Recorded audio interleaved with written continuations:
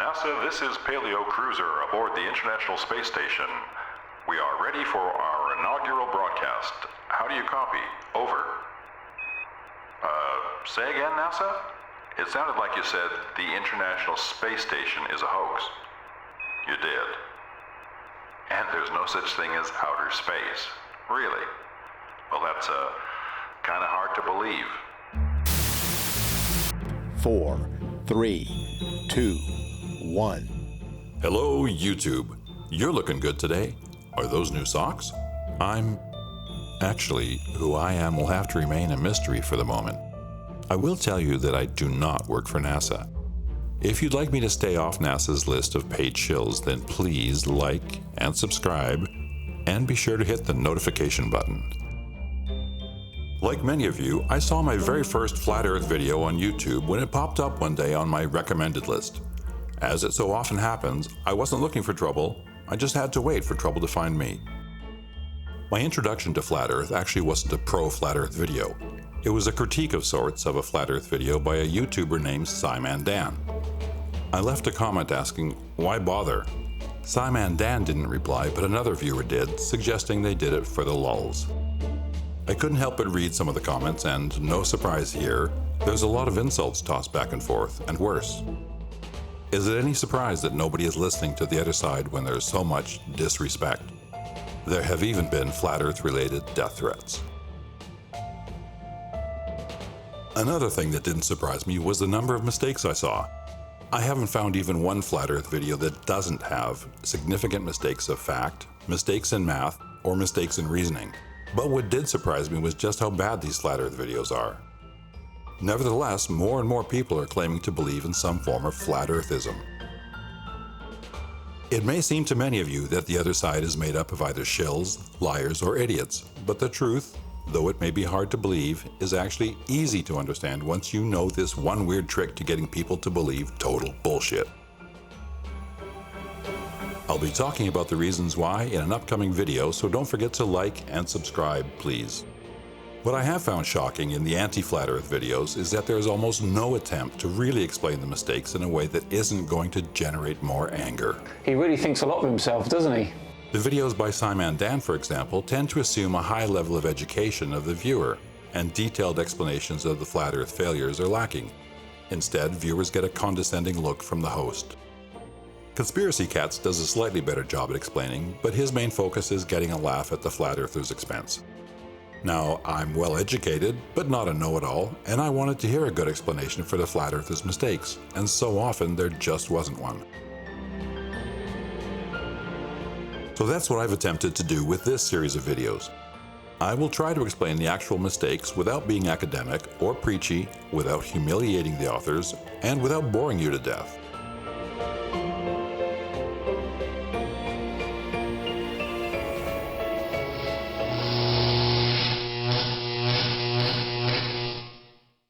I've set up my flat earth map to be a 24-hour clock, and I've positioned my sun at 8:05 a.m.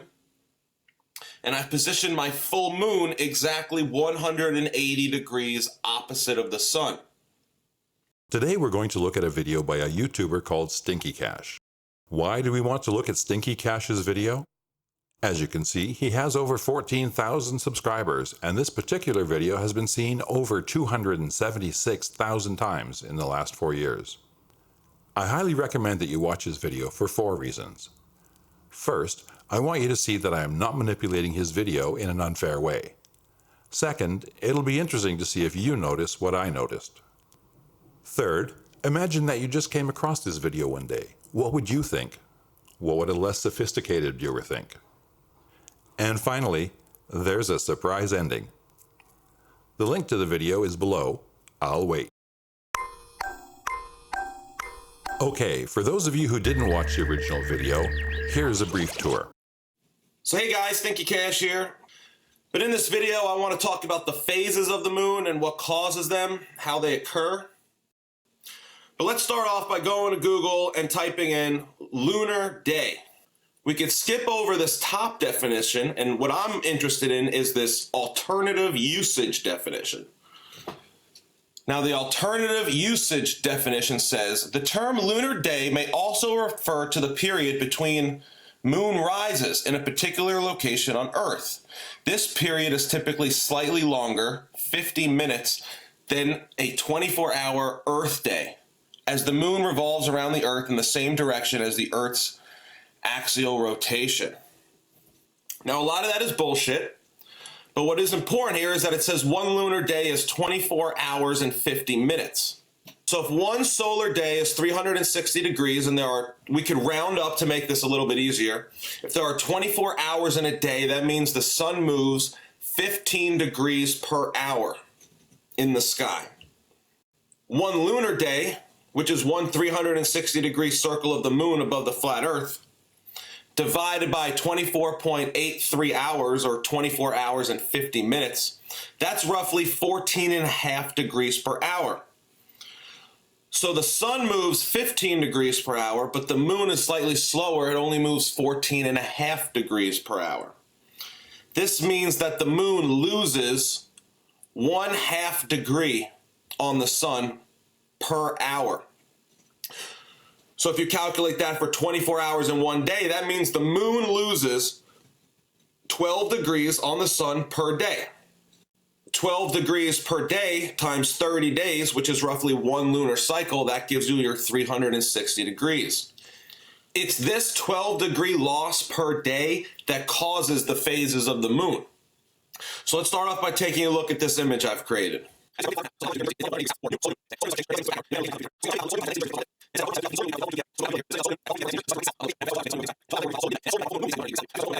But what happens is, if you were to take a look at the moon tomorrow night, at the exact same time, at 12:42 a.m., the moon's not going to be in the same spot. The moon is going to have lost 12 degrees over the course of that day. So now the moon is going to be here at 12:42. It's lost 12 degrees. The next day, on the 29th, the moon will be here at 12:42 a.m. And then here, and then here, and then here, and then here, and so on and so forth. And the moon will continue to lose 12 degrees per day. And when this happens, this causes the lunar phases. The lit side of the moon always faces the sun. So because the moon is slightly slower than the sun, it loses 12 degrees per day. And the change in the moon's position in the sky relative to the sun causes the lunar phases. So that's the moon in a nutshell. I've been studying it for the last few months, for about 4 or 5 lunar phases now. I've been observing and studying the moon. I think I've got it down to a science. So, as you can see, StinkyCASH has been studying the moon for 4 or 5 months, and he thinks he has it down to a science. StinkyCASH's video is pretty straightforward. It's only 7 minutes long, there's no difficult math, and his diagram is clear and supports his explanation. If you watch the whole video, you'll note that he uses Wikipedia and timeanddate.com. He absolutely relies on the information from these sites to make his case, and I will too. At the start of his explanation, notice that he doesn't even mention the top part of the Wikipedia article on the lunar day. He goes straight for the alternate usage. Now, a lot of that is bullshit. What exactly is BS? The axial rotation of the globe Earth, I presume. This alternate lunar day definition, by the way, comes from NOAA, the National Oceanic and Atmospheric Administration, a U.S. government agency within the Department of Commerce. NOAA has also provided this nice little animation which accurately reflects the information that StinkyCASH uses in the video. At first I couldn't figure out exactly why he used the alternate lunar day definition, but as is often the case, the devil is in the details. The sun does indeed move 15 degrees per hour. He got that part correct. Next, without showing you, he's converted the length of the alternate lunar day minutes to a decimal, which is 24.8333 repeat. He got that correct too. He then divides the number of degrees in a circle by 24 hours, 0.83 minutes, and arrives at 14.5 degrees. It's actually 14.498590 blah blah blah blah blah. He's rounded up. Now, rounding up is fine when calculating a tip for the server at a restaurant, but not so much when we're doing sciencey things. We'll see why he did this very soon. He makes the point that the moon loses 1/2 degree compared to the sun each hour, and he calculates the total degrees lost by the moon in a day and comes up with 12 degrees. But it's actually 24 times 14.49859 blah blah blah degrees per hour, which is 347.966 blah blah blah degrees per day, or just a little more than 12 degrees less than a full circle, or less than a complete rotation. He then calculates the number of degrees lost in 30 days and look, it's 360 degrees. He has proved his claim with simple arithmetic. Except it's not 360 degrees. 30 days times 12.03383 degrees lost per day is 361.0149. 361.0149 is not 360 degrees. The moon does not round up or down for anyone. I've been studying it for the last few months, for about 4 or 5 lunar phases now. I've been observing and studying the moon. I think I've got it down to a science, and I believe that this is exactly what happens in the sky. The sun and the moon are creations, and they work in tandem with each other, and it is a work of art. It is absolutely perfect. The sun is the hour hand on a 24-hour clock. It gives us our days, it gives us our seasons, and the moon keeps track of the months. It's very hard to believe that he could have made such a terrible mistake after observing and studying the moon for 4 or 5 months. If he had used the information on Wikipedia or timeanddate.com, then he could not have produced this seriously incorrect information. Humans have been watching the moon and recording its travels for at least 3,000 years. Our current mathematical model of the moon is so accurate that we can send astronauts or exploration missions to the moon, like these recent ones. Going back to his math, 360 degrees divided by the actual 12.0338 degrees lost per day means that the moon, according to StinkyCASH's theory, actually takes 29.91566 days to complete a rotation. But that number is actually a little on the high side. The long-term average duration is 29.5305 days, not the 30 days that StinkyCASH claims. You might ask, why do we need an average for the moon's rotation? Because it doesn't always take the same amount of time between phases. Let's have a look at timeanddate.com. Remember that StinkyCASH relied on Wikipedia and timeanddate.com for his proof. Using the same location that he used, Atlantic City, New Jersey, we can see the actual durations between phases of the moon. Here's a chart I prepared showing the variation more graphically. Note that there's quite a lot of variation, also the minimum and maximum durations. Why so much variance? Because the orbit of the moon isn't perfect, as StinkyCASH claims. The moon's orbit is perturbed by a number of factors, including the gravity of the sun and planets in our solar system. Next, he shows us his graphic explanation of the phases of the moon. But what happens is, if you were to take a look at the moon tomorrow night, at the exact same time, at 12:42 a.m., the moon's not going to be in the same spot. The moon is going to have lost 12 degrees over the course of that day. So now the moon is going to be here at 12:42. It's lost 12 degrees. The next day, on the 29th, the moon will be here at 12:42 a.m. And then here, and then here. It loses 12 degrees per day. And the change in the moon's positioning in the sky relative to the sun causes the lunar phases. There are so many things wrong here that it's hard to know where to start. The first really accurate measurements of the moon's path through the sky were made over 400 years ago by Danish astronomer Tycho Brahe, without computers, GPS, or even telescopes. Surely StinkyCASH should be able to do as well as Brahe. If StinkyCASH studied and observed the moon for 4 or 5 months, why does he not show us his observations?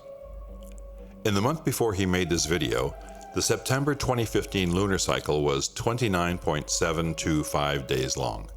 In August 2015, it was 29.658 days long.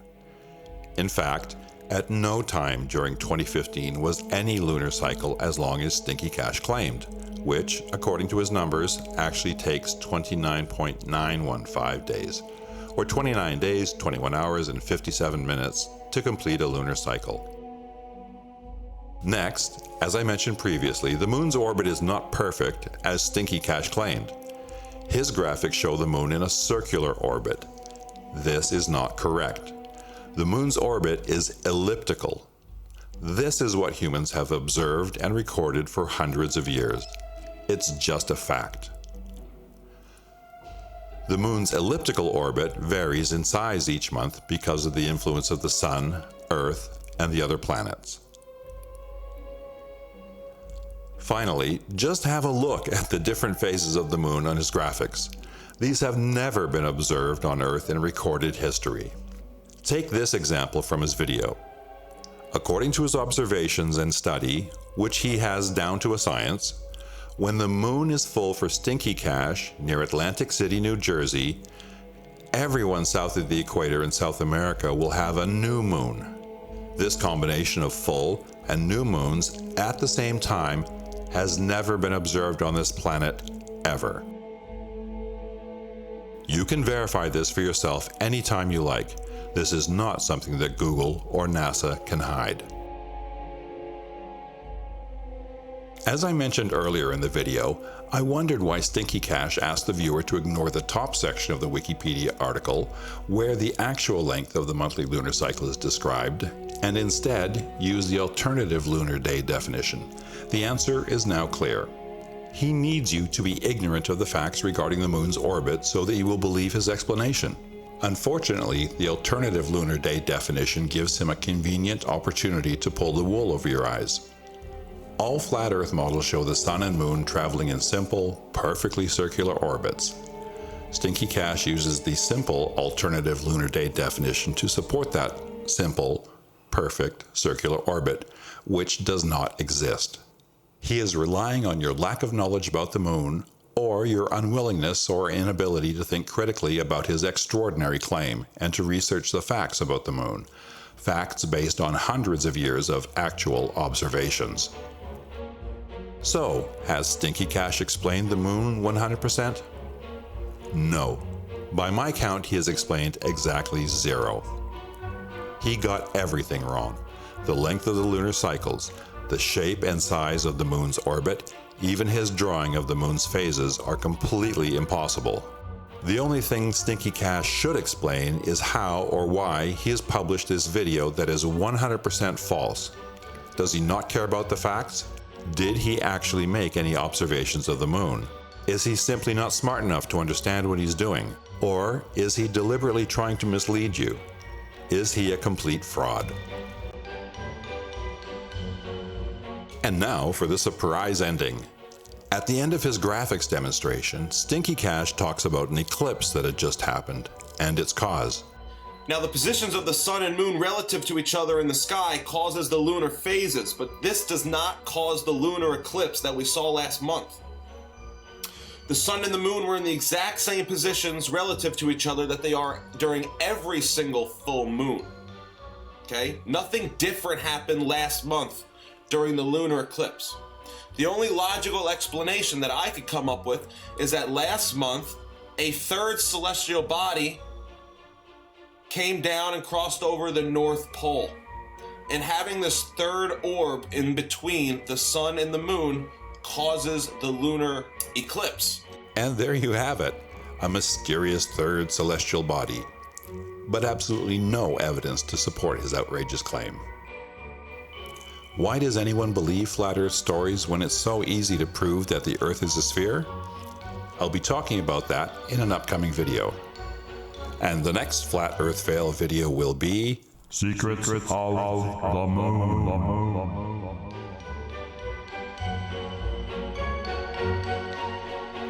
Thank you so much for your time and attention. I appreciate it more than you can imagine.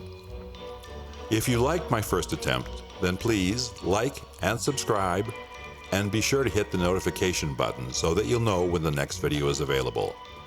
Until then, I'm